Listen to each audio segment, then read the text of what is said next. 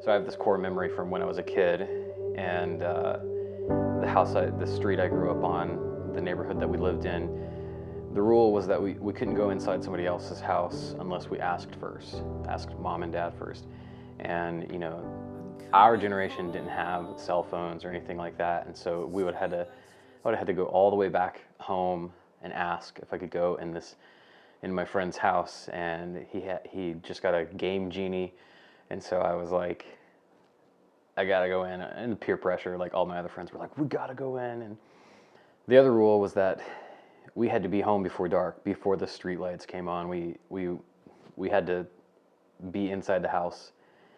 And I'll never forget that night. I opened the door to my friend's house, and panic came over me because it was dark, and I saw the streetlights glimmering. And I'm walking down my street in Byron, Georgia, and I see a shadow of a figure coming up the street, and it's my mom. She doesn't look thrilled. I catch up to her, I'm apologetic, I'm pleading for mercy, and I thought for sure I was gonna get, some sort of punishment, and she said, I was worried sick about you. I didn't know it at the time, but it's one of the first experiences of grace that I experienced in my life. And it's a deeply rooted core memory of feeling loved and cared for by my mom.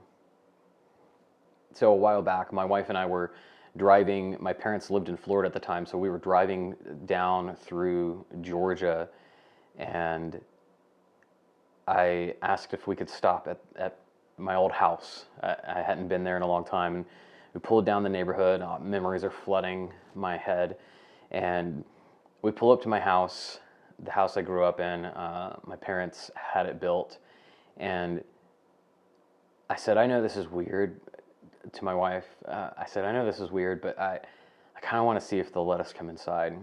No idea who these people are. Knock on the door. This lady answers. She's a little put off by us at first, but then she, I don't know, I guess decided to trust that we weren't there to kidnap her or something.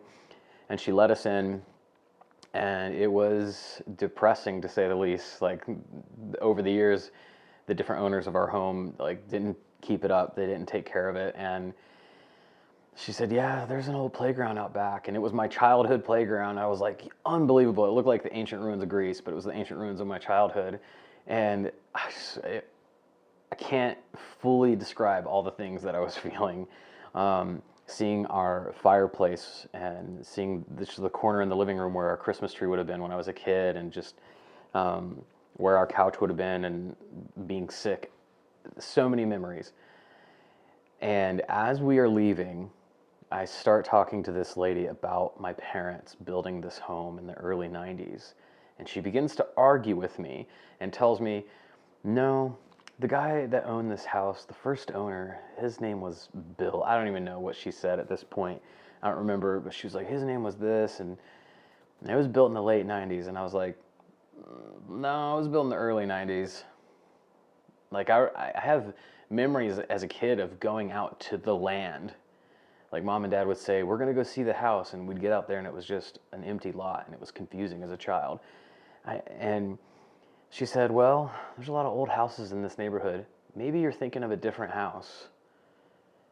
We got back in the car, and I immediately looked it up on Zillow, and it was built in 1991, and she was 1,000% wrong.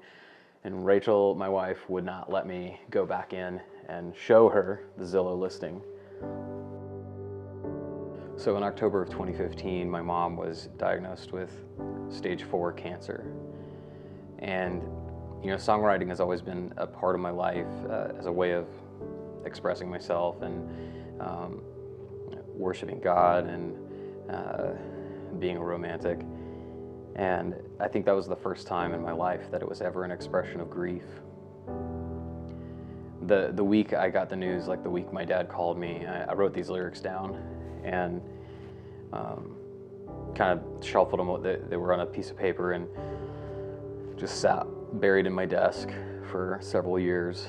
So a couple years passed, and a friend of mine was going to be playing a show in Missouri, and she asked if I might want to open up for her. And I was like, yeah, that would be great. That would be a lot of fun to play live again and play out some songs. And I was looking through old songs that I had written a long time ago, and songs that I had played out live before. And I came across these lyrics, and I ended up putting this little tune to it and singing it that night. I told the story of the experience with the house I grew up in and all that kind of stuff. And yeah, it kind of started to form its own identity.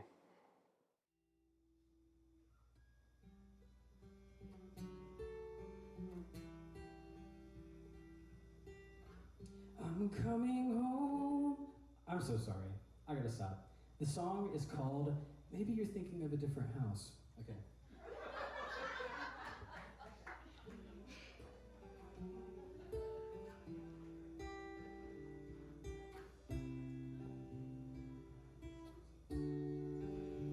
This is one of the songs I said in one of my other videos that Andrew helped bring my songs to life, and I really feel that probably the most about this one, because he did things with it that I couldn't have done on my own. And so again, like a million times, thank you, Andrew, for helping me kind of see a broader vision for this song and what it could become.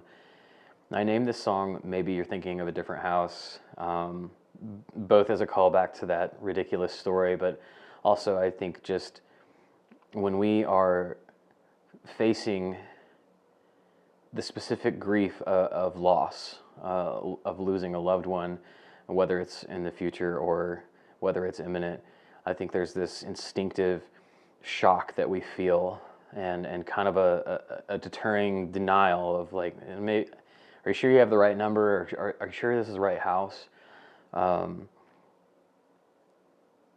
You don't think it can happen to you. You don't think it can happen to your family. And so when it does, it kind of takes you off guard. And I wrote this song for my mom, and it comes out on February 7th. That's her birthday. And I also wrote it for anybody who's dealt with this before and is wrestling with grief and looking for how to find beauty, how to find hope, how to find any glimpse of hope in the midst of what feels completely hopeless and chaotic. And I know for me, I'm only able to sing this song and not have it just bring me to despair because of Jesus Christ. And I know that's like, maybe that's controversial or whatever for my 70 subscribers on my channel or my 10 subscribers on my new music page.